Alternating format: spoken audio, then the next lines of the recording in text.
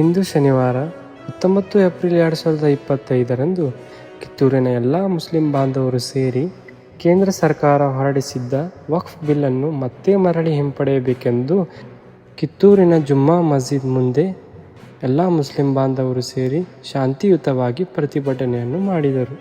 ಈ ಪ್ರತಿಭಟನೆಯಲ್ಲಿ ಮುಫ್ತಿ ಇನಾಮುಲ್ ಹಸನ್ ಅವರು ವಕ್ಫ್ ಅಂದರೆ ಏನು ಮತ್ತು ಈ ವಕ್ಫ್ ಬಿಲ್ ಪಾಸಾದರೆ ಮುಸ್ಲಿಂ ಬಾಂಧವರಿಗೆಲ್ಲ ಆಗುವ ಪರಿಣಾಮದ ಬಗ್ಗೆ ತಿಳಿಸಿದರು.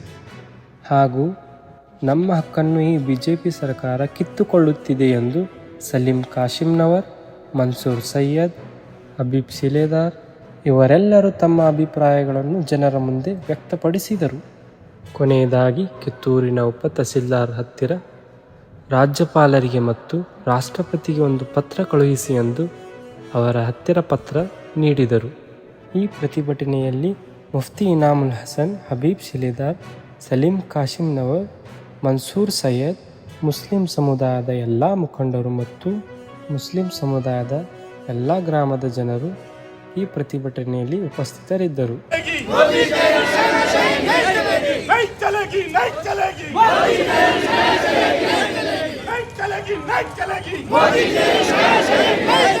मोदी तेरी तानाशाही नहीं चलेगी, मोदी तेरी तानाशाही नहीं चलेगी।